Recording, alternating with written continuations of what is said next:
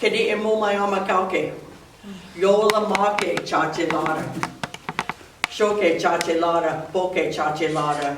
Choke chache lara. Shoke. Yoke chache lara. Yakama el baya ya urau taru.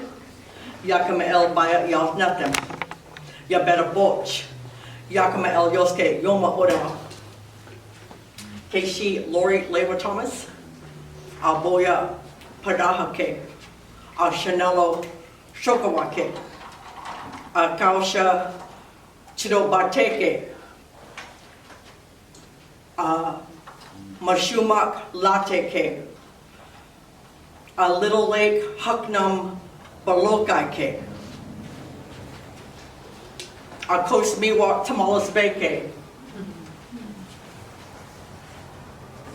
Habenapo K. Upper Lake. Kashaya Danica K.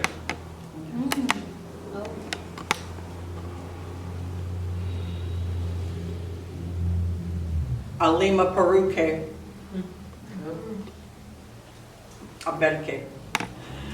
Hello, Chmai. What I told you was I greeted you in a prayer that my great-great-grandfather, who was from Yorkville and Hopland, but raised in Yorkville, taught my brother Sean Joaquin Patty, and he taught me that. And what it is it's a blessing and a prayer, and I asked him to teach it to me, and I memorized it in 10 minutes, but I didn't know what I was saying. And it took probably 6 months for me to figure it out. And what I did was I dissected each part of it, and what it was our great-great-grandfather. It was the way that he greeted people at dances, at events. And what I said to you was, hello, all of you various people who've come here from various directions. All of you various people from the east, various people from the south, various people from the west, various people from the north. Our Father loves us very much. It is He who is guiding us with His hands. His love for us is so much that that's why we're still here. Yahweh, thank you. And then I told you my name is Laiwa Thomas, and I am an enrolled member of the Hopland Band of Pomo Indians, where my mother is from. But if you ask me where I'm from, I'll always tell you I'm from Point Arena, because that's where I was raised. I know the land, I know the landscape, I know the people. I know how every single person in that tribe is related to everyone else. My knowledge about my other tribes is a little bit weaker, but I spent most of my childhood in Stewart's Point, California, where my father was born. My father did not learn English until he was 7 years old. He spoke Kashaya dialect, Kashaya Pomo dialect. And that's where all of my grandmother's people are from. And that's the spiritual, religious lifestyle that I grew up living, was the dances from the Kashaya people. So my spiritual beliefs, what we call Ama Ili Bataka Kashaya Hinto Wea. That means I am a true believer of the Kashaya Indian spiritual ways. That's how I was raised. But I'm enrolled because of a federal policy at my mother's people in Hopland. But I don't know very much. I know a whole lot about my family, but I don't know the history as deep as I know Point Arena. I'm also from Potter Valley, the place where wild barley grows. I'm a Little Lake and a Huknam Indian, which is, Huknam is an offshoot of the Yuki from Polo. And there was Kosh Yuki, they had Yuknam, that's what Yuki comes from, and then Huknam. They ended up down in Potter Valley, that's where my grandfather's from. So Huknam is a southern Athabascan tribe. But Little Lake is a Pomo name. That's a group that was out there at the place where wild barley grows. I told you that I was an expert gambler from the mountain by the sea, Stewart's Point, California. I also told you that I have a grandmother from, I forgot, Pinoleville. I have a grandmother from Upper Lake. I have one great-great-grandmother who is Coast Miwok from Tamales, Tamales Bay. And I don't even, I'm just learning Coast Miwok a little bit here and there. And then Yorkville. I'm Mashumak from Yorkville, Latte. but there's no translation for latte. And let's see, where else am I from? I'm from about 14 separate villages. I'm also from Elk, Big Flower, Chinobate. One of my grandpas was from Elk. In fact, the people of Point Arena are 4 separate tribes merged into one. Out there on the Gualala River, Brush Creek, Lighthouse, the Padaha, and mouth of the river, and right there in Elk. So I come from all 4 of the people from, we call ourselves Oyas. The name Pomo is a made-up name from an ethnographer who went and studied under Kroger down at UC Berkeley. And that comes from the village that was out in Potter Valley. It was called Pomo. It was so big. That's where my great-great-grandfather's from. They're Bear people out there. There's Pomo people, and then there's Athabascan people. But it was reported back in 1890 that there was a roundhouse out there that held 1,000 people. It was that big. It was a really big city. And so Po'o means magnesite, or the Indian gold, those rocks that they make those salmon-colored beads out of. And then Ma means whole or place. And so that's where that name comes from. But that name is generic. And a lot of tribes today are changing the names of their people to what they call them. And I'm going to give you a couple of examples of what I do in my classes about name changes that are really, it's on fire right now. With this cultural renaissance going on and people reclaiming their languages and reclaiming history and learning about the indigenous history, especially here in California. We had a very brutal experience.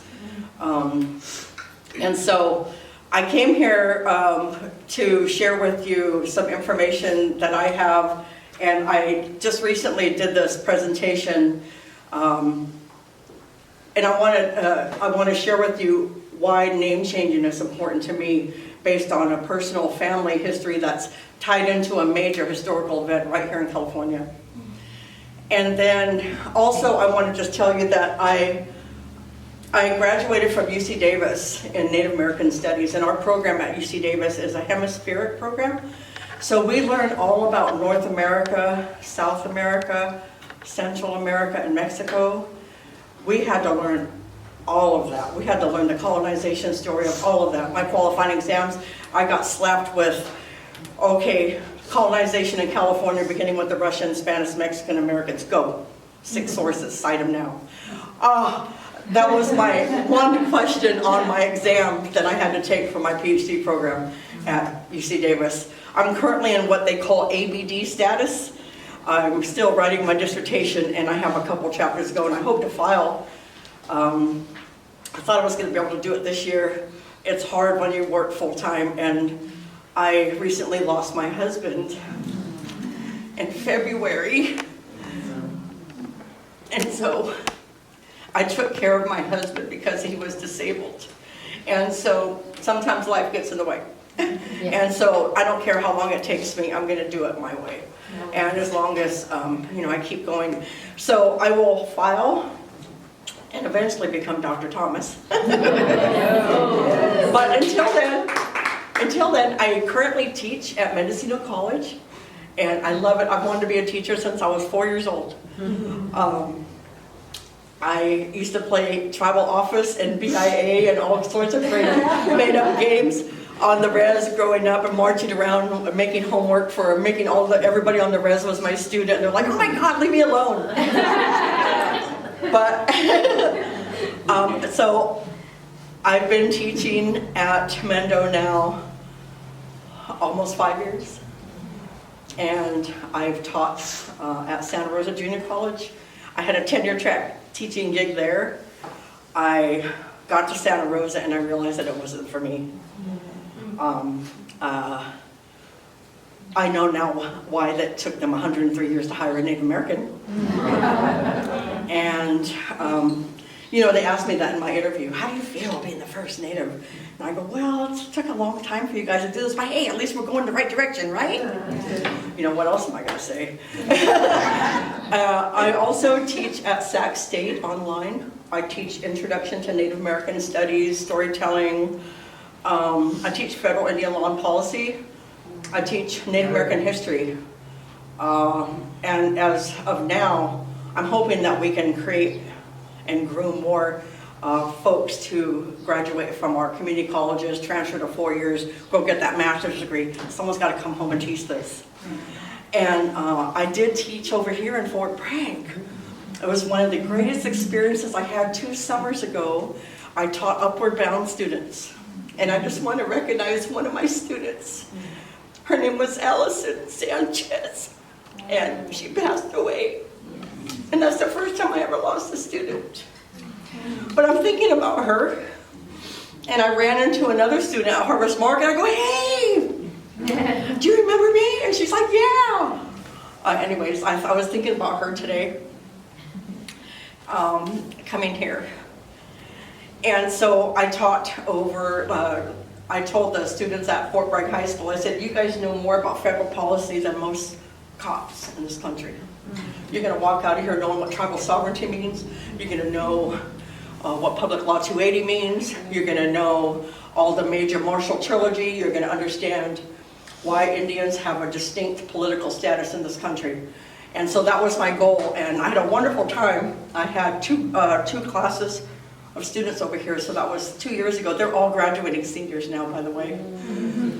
And so I'm really proud of them. And congratulations on your scholarship, that's excellent. And I hope you come take my class at Mendo. I teach in person and online. And so what I wanted to talk to you about today was, when I was asked to come speak, I was like, sure. I saw who it was recommending me, and she's a good friend of mine. And I didn't come here to tell you guys what to do or how to think. I came here to share with you why I believe that name changes are a good thing, especially indigenous names. Just change it all, right? I am really happy. I have invested 15 years of my life into native languages, especially the Pomo language. I'm a Central Pomo speaker, but I'm going to be teaching Northern Pomo starting in the fall of 2025 at Mendo online. It's getting certified right now by the state. I plan to teach a native language class, but it's going to be indigenous and minority languages where anybody can get any materials that they need or use to learn a language, and they can come take that, and it'll be like an independent study practice class. It's pretty popular. It's modeled after the class that we have at UC Davis, where I fell in love with languages thanks to my beautiful mentor, Dr. Martha Macri, who was a linguist, and she sort of ignited this fire within me. And I started getting involved in local history, and I decided that's what my dissertation was going to be in. My connection to Fort Bragg, I'm from Point Arena, so I'm a guest here. My connection to Fort Bragg is my mom's brother was from here. His name was Pat Rennick, and he went to school here and grew up here. Other than that, my people's boundary ends at Navarro, so we didn't come up here past that. We only fished up to Navarro with my father, and I was out there holding his little fishing bucket while he surfished. So what I wanted to share with you is that this movement going on with name changes is really exciting. You know, starting with the George Floyd protests going on, a lot of statues are coming down, Confederate leaders taking down Father Junipero, especially here in California, that has a feeling that, especially for people who are in Southern California, who are Mission Indians along the Southern California coast, they have a horrible experience. We didn't really get the mission system up here. A few of my family from Point Arena actually were taken down into San Rafael. And also my daughter's great-grandmother's from here, from Fort Bragg. But other than that, I see a lot of that going on, and a lot of statues going up, going down. And I was glad to see that, because I wanted to tell you that I used to be one of those people who thought that Indian Native mascots was a silly thing. Why are people up in arms about it? I actually thought that. I was one of them. I was like, we have so many other things to worry about, you guys. That's not even important. Come on. I remember saying that. And I was like, who cares? I remember I was one of those people, right? Until when I went back to UC Davis. And Wes Studi's niece, Delana Studi, came and did a presentation on campus. And they showed a film called In Whose Honor with Charlene Teeters. Charlene Teeters is an amazing artist, and she was a grad student, single mom up at University of Chicago, Champaign-Urbana. And she described her experience of being a grad student and taking her kids to a game where the chief Illinois put paint on his face and dressed up like an Indian and was jumping around out in the middle of the basketball court. And she said her kids looked like they wanted to shrink. They were mortified, they were humiliated, they were embarrassed, they were ashamed. And she's got involved with the mascot issue. And I watched as she fought the Redskins, and she was at Redskin games, and there's men who are dragging her by her hair, and she's holding onto the rails of football stadiums, and she's protesting with her little sign, and they're spitting on her, and they're pouring beer on her. And that's when I said, oh, hell no, that is wrong. That is so wrong. And then I thought, okay, so I say that there's more important issues out there, but if you know what? Mascots are usually named after animals and occupations. How is federal policy, my life is governed, all of our lives in here are governed by federal policy and laws. How in the world are people going to view Native issues and take them seriously if they don't even consider them humans? And that's when I changed my mind. And I realized that, and I learned it's okay to change your mind about things. It's okay to believe in whatever you want to. For me, I changed my mind. And I realized that it was okay. And I was, okay, we need to change those. And then I have the horrible guilt because I'm a 49er fan. They could change the name. I wouldn't care. As long as it's San Fran. Yeah, I was born in San Francisco, by the way. But, so I understand now. And so it took that film, though, In Whose Honor, to wake me up. And to then start learning about it and start reading everything I could about it and watching tons of movies about it. And now I show those in my classrooms and students watch them in my classes. But I always tell my students, I don't come in here and tell you anything. I just fill them with information. How they choose to live their life and vote and go about things, that's all on other people. I don't take control of that. I'm not responsible for that. So what I wanted to share with you is this story. When I started doing my dissertation research, it was about the connection between people and place through language and story. And I chose the Central Pomo linguistic area. So my 4 chapters are Manchester Point Arena, Yokeo. Oh, I'm also from Yokeo, forgot to mention that. Manchester Point Arena, Yokeo, Hopland, and Yorkville. I'm from all 4 villages. They all speak the same Central Pomo language. We're in a northern Pomo area. So I decided to, I just read everything that I could on all of the historical documents. So I was sharing some of those with the folks here today who are part of the change of name. And I'm going to show you guys where you can also find some good information if you'd like to read and things like that. So I want to share with you why I'm into changing a name. And it has to do with the Bloody Island Massacre and the Russian River Massacre, which took place on May 15th, 1850, was the Bloody Island Massacre in Lake County. 4 days later was the Russian River Massacre, and I'm going to show you a story about that. So let's get started. So I named this lecture The Legacy of Theish. So I acknowledge that I'm here in the spirit of community. We acknowledge that we are on the ancestral homeland of the Northern Pomo speaking peoples of Chemi Beta, I pronounce it Beta. It's Beta in northern Pomo. So I'm speaking in central, just so you guys know. We recognize, honor, and respect these indigenous peoples as the traditional stewards of lands and water. And this is a blown up screenshot of the Samuel Barrett map of 1906. It's one of the best that there is. And what Samuel Barrett did, he was the very first PhD student for Alfred Kroeber at Cal. And he's also, Samuel Barrett, why I like him so much is he's a local boy. He's from Ukiah. And he was a really good researcher. His family owned a store. If it wasn't for his family allowing my family to come in and trade baskets for food, we would have had a hard time. They didn't have EBT cards. They didn't have food banks. Indians were in a really tough situation here in California. There was nowhere to go, especially after the 18 treaties were never ratified, slung in a drawer and locked away for 55 years.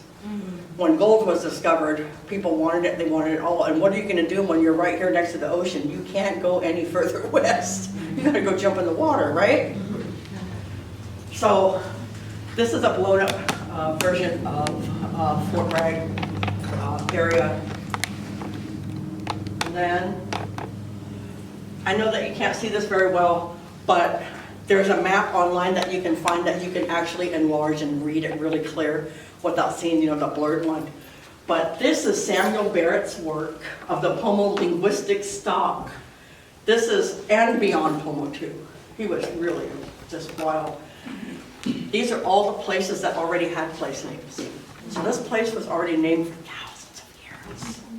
Thousands. I think there's a meme I've seen on Facebook. It's like, my family's been here for 150 years. So I'm like, okay, and then it shows an Indian with a mastodon. You know, I know, I could teach with memes too. I'm crazy. Anyways, but just to remind people that all of these places had a name, there's also a video that I show in my class. It's called California History. It's made by Cal Poly Humboldt, the Native American Studies Department, the department chair, Katja Risling Baldy, where she talks about California history, and it's beautiful. It's like a 13-minute film. You can find it on YouTube, and it's really good. And she says, you know, you know that every place in California had a name. There wasn't a creek, there wasn't a river, there wasn't a valley, there wasn't anything that wasn't named. All these places had names. And then when colonization took place, and we went through 4 waves here in California. My people had the Russians at Stewart's Point. My people were at Fort Ross, at Matini. And that's when the Russians and the Aleutian sailors came in. Oh, I'm partial part Aleut. One of my grandfathers is the offspring of a Kashaya woman and an Aleutian sailor. They were not allowed to intermarry, and they had to stay outside of the fort, but they, you know, they always get together. Anyway, so that's where I'm from there too.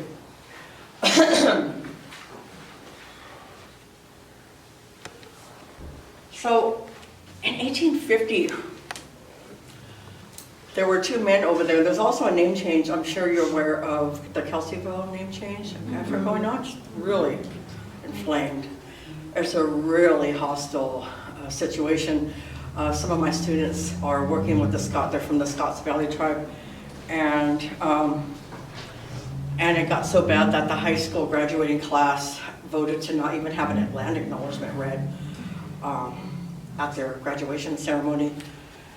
But this massacre that took place over there, this was the result of 2 men, Kelsey and Stone, who were very brutal. And what they were doing to women and Native women have been subject to violence since day one.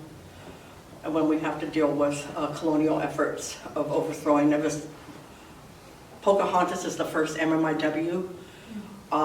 When I kept seeing that reference of Indians being called Pocahontas or squaw, that has got to be the absolute worst thing. I've never had anyone call me that to my face, and I hope I never experience that ever. But the issue with Pocahontas too, you know, that was a real person. It wasn't a Disney character.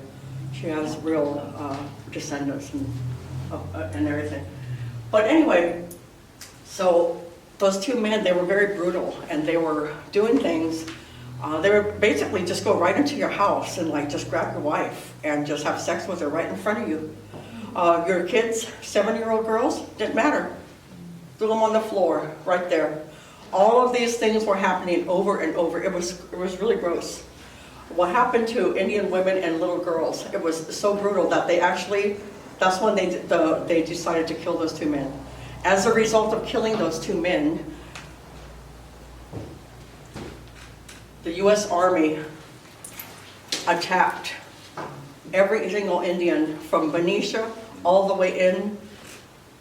They marched in from Benicia, came in through Calistoga, Sonoma, Napa, come up through Middletown, went over St. Helena Mountain, went on into Middletown, killed everyone that they saw.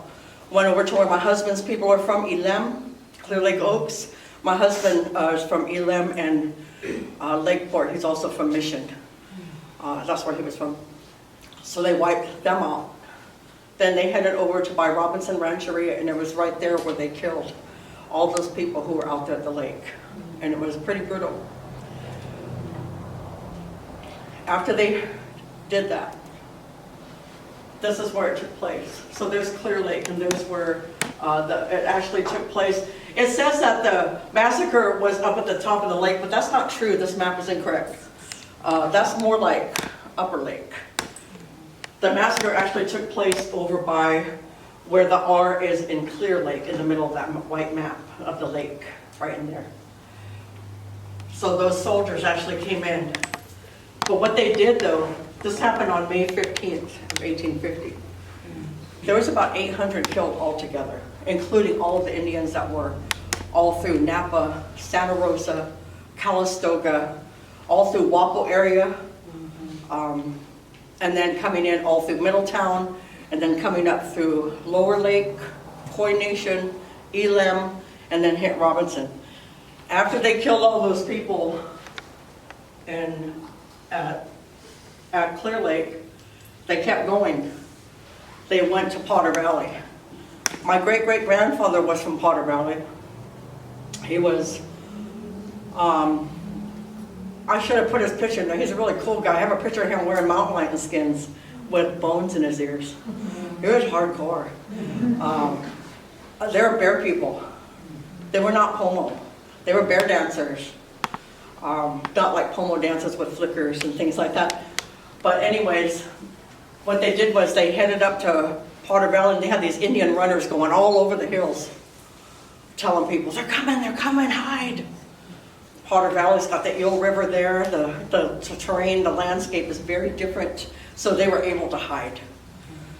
And then they kept coming. Then they hit the Russian River, and they kept going all the way up to the river, and then came to a village south of Ukiah called Shokacha, east of the house. Cha means house, show east. So my people over there, they had lots of roundhouses. They had multiple roundhouses. There was like 5. They had a subterranean one, semi-subterranean one, and then they had one on top of the ground too. So there were 800 Indians killed altogether, and then they killed 75 right there at Shokacha. One of those that was a survivor, there's always these wonderful little survival stories. That's what I love. There's a 6-year-old little girl.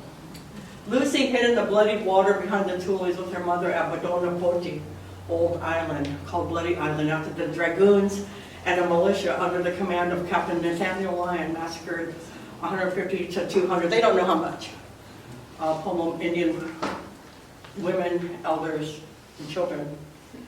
They had, the dragoons were on the horseback. They had those long rifles with the knives on the end. That's what dragoons are. And they did brutal things. It was very, very bloody. Her name is Lucy Moore Nika, and she survived. These are all her descendants. One thing I learned is that a lot of these survivors of these massacres, these little girls, they grew up to be old women, and they had very large families.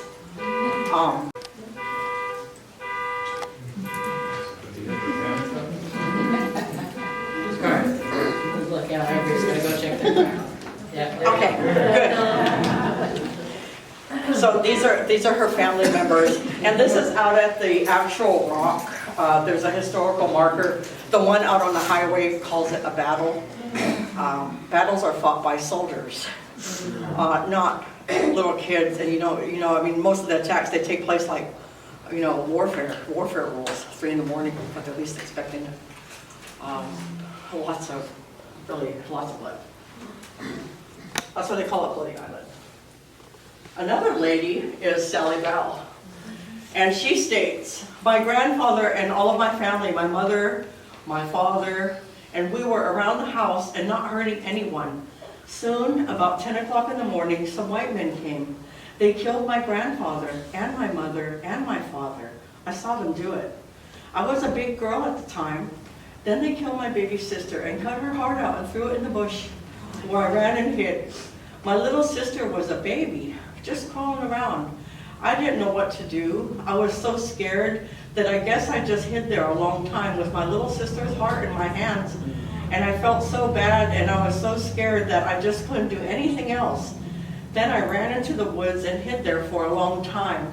I lived a long time with a few people that had got away. We lived on berries and roots, and we didn't dare build a fire because the white man might come back after us. So we ate anything we could get.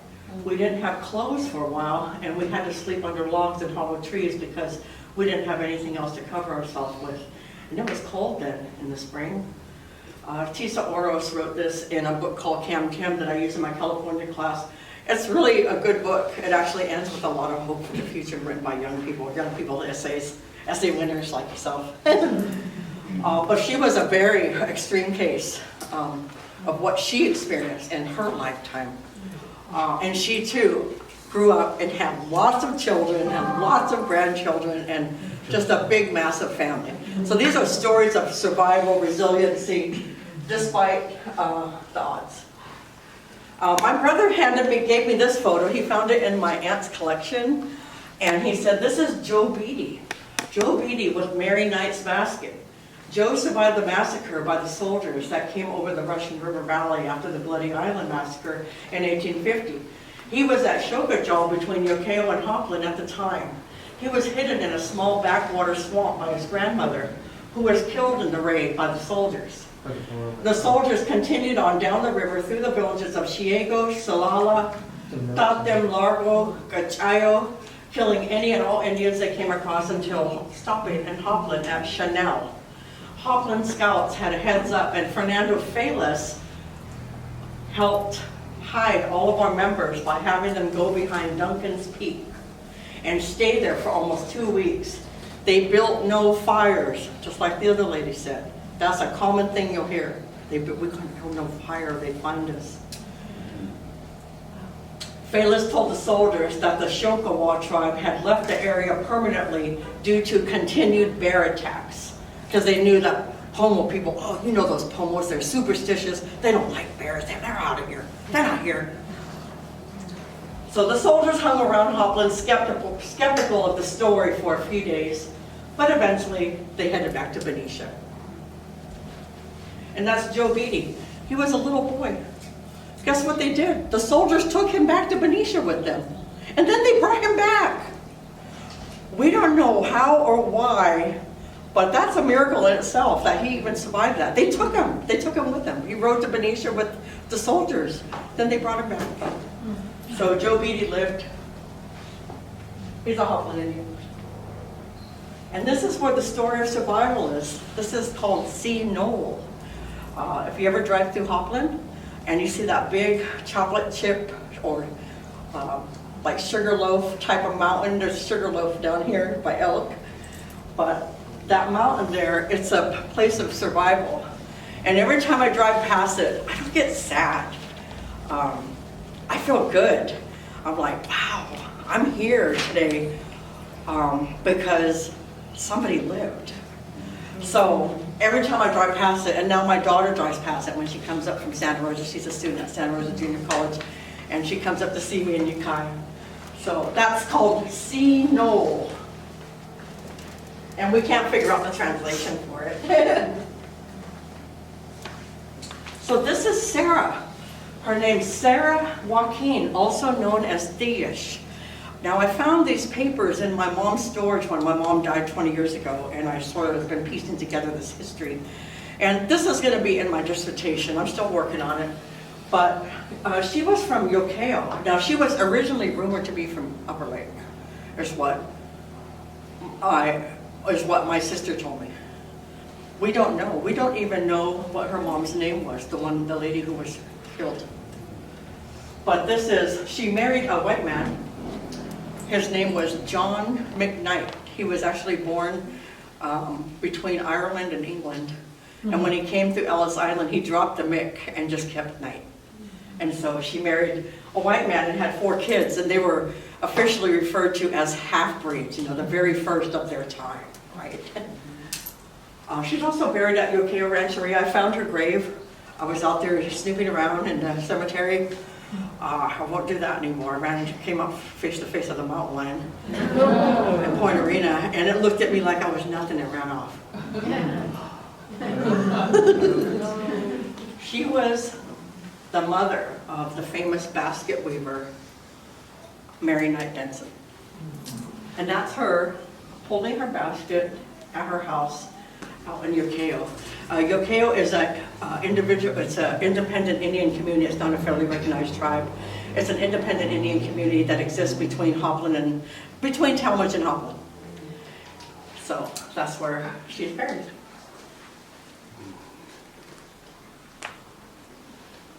I'm always contacting Berkeley and asking them for cool recordings, like, hey, do you have any more recordings for me? And they said, but we do. We have a new one. We just transcribed this, and it's now online. This was a recording, and this was documented in 1955 by Stephen Knight. And it says, pretty soon they started shooting in there, shoot everything they saw, and started to close in. Water wasn't that deep, I guess. They went in there. Why, if they seen an Indian jump up, why they would shoot them? They shot everything they saw. Shot my Indian grandmother, shot her to death, hiding in there. My mother was a girl, maybe 5, 6 years old, maybe not that old. And there was a ditch running from that place down into the river. And there was some Indians that lived across the river too, part of the tribe. So my grandfather said that after they shot his wife, he took the oldest girl on his back, just clung to his back, and he crawled in this little ditch. And he crawled down to the river, cut across, went over there. And he left the girl with an aunt of his that lived on the other side. Soldiers didn't bother those people over there. And then he went back to get the baby in the basket. He laid the baby on a log like that in the water. He came back and crawled back there. The baby was dead. When he got back, they killed everything, carried my mother out. That was his exact words. I listened to this whole recording and I transcribed it, word for word. And that's him. That's Steve Knight. That's his brother, Jim Knight. And that's his other brother, John Knight. And that's their sister, Mary. And that's me at UC Berkeley holding her basket. I was crying like a baby. I had tears coming down my face. I was like, whoa, I'm holding Mary Knight Benson's baskets. So I got this one. This was at UC Berkeley, but I also got to hold her other baskets in Washington, D.C. I got to go on a fully paid 2-week research trip into the National Museum of American Indians, Smithsonian, everything, Library of Congress, everything. I was just like, I'm an archive fanatic. So my dream is like to go to archives and museums and hang out instead of Disneyland.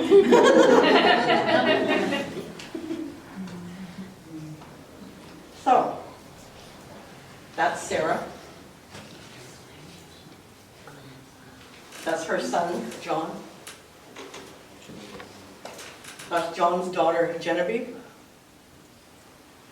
whose daughter is Shirley, who is my mom. That's me. That's my daughter. That's my son. I don't have grandkids, so I have a grandcat named Persephone. My kids don't have kids. I just didn't get lucky there. But, yeah, so Persephone gets in the family photo too, because she gets presents every Christmas. But I am Sarah's great-great-granddaughter. And I'm so thankful that she survived as that 6-year-old little girl. And I always ask my students, you know, would I be standing here today if she didn't? Probably not. So I'm thankful for that story of survival, that she made it. And I celebrate that always, every day. And that's where they hid, that beautiful mountain. There's nothing sacred about this mountain as far as religious or spiritual reasons. What it is it was a place that allowed people to hide in it. There was lots of caves in there. They didn't have fires. They ate rodents. They did what they had to do. And this is why I think names should be changed. Because the man who led this killing, who killed my grandma, is Nathaniel Lyon. He was born in 1818. He co-led the massacre with Davidson. They came in from Benicia. He went rogue. He didn't have any orders to do this. There was no official orders for him to do this. He did it on his own. He just went rogue and decided, let's go kill Indians. And they did. He's the first Union general to be killed in the American Civil War. He also fought in the Seminole War that you were talking about. He also fought with them too. So, and I just learned about this by doing my dissertation research, by going to the Native American Heritage Commission website, and that's where I discovered that that woman that was killed, that was my grandma. I didn't realize that that was my great-great-great-grandmother. This is him. There was a statue actually removed. The Confederate supporters actually removed a statue like this of him because they didn't like him because he was for the Union. But that's what he looks like in his attire, and he actually had, what is it? He has a state park named after him. Lion Street in San Francisco is named after him. There's a Lion Street in Nevada, and named after him. There was a special group within the military that was named like a special operations group named after him. And so, what else did I say?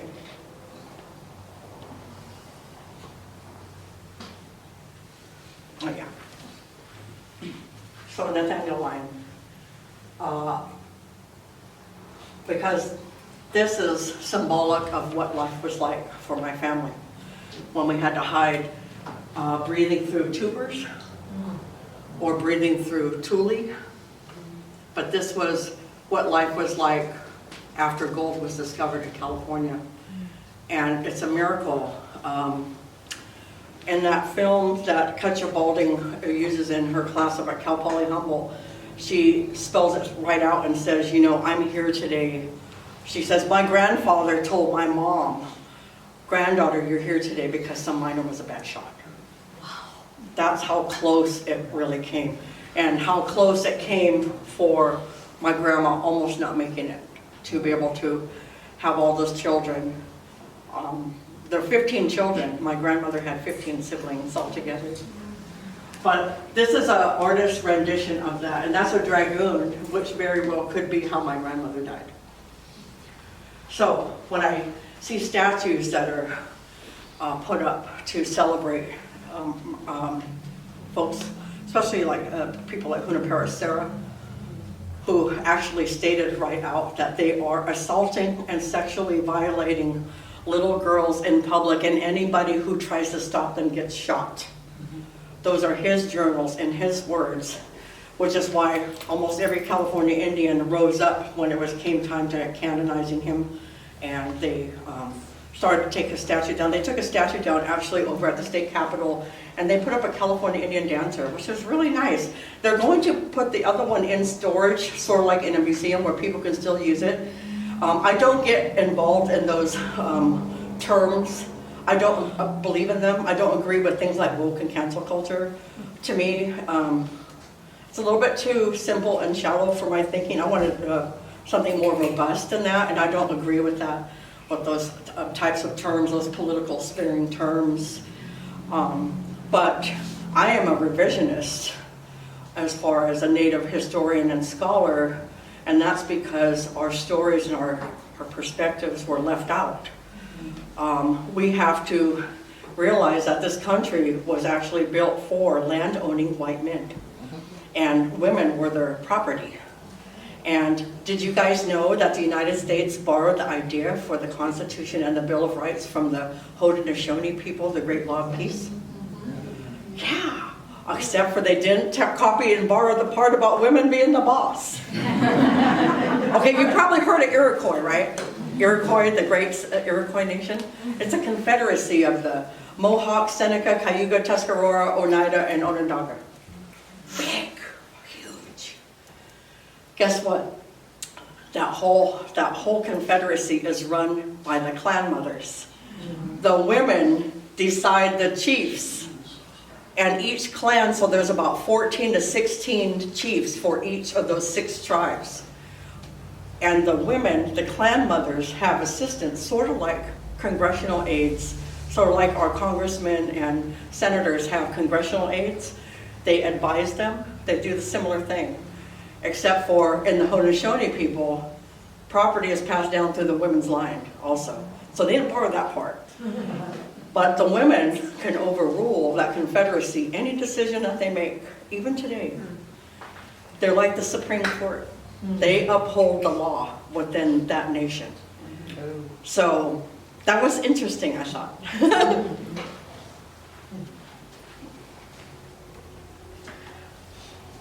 And then I just wanted to share this with you. I don't know if any of you have ever seen this, but I found this photo, and it's of Indians fishing right here in Fort Bragg in 1860. They've got the burden baskets. They're surf fishing, right? They got their burden baskets, and they're using the staves where they hold it right down, and they're just catching the fish as they come back in. I thought that was pretty cool. I have to find the source though. It's somewhere. I have so much stuff. I probably have 80,000 images that I've been like digging around at museums because I'm such a crazy person. But I tell stories too. I do storytelling sessions. I tell really scary stories. Sometimes they're not PG either. They'll scare you. But my students love them. I have 1 hour office hours online, and my students won't leave me. Sometimes they stay in there for 3 hours. They're like, tell us one more. Okay, Westport. Okay, I'll tell you about Westport. I'll tell you about the little blue people. Little blue people live in Kings Mountain Range. I'll tell you about the little people that live down here. I'll tell you about the little people with the big bottom teeth on Branscombe Road. All sorts. And Point Arena and Hopland and Stewart's Point.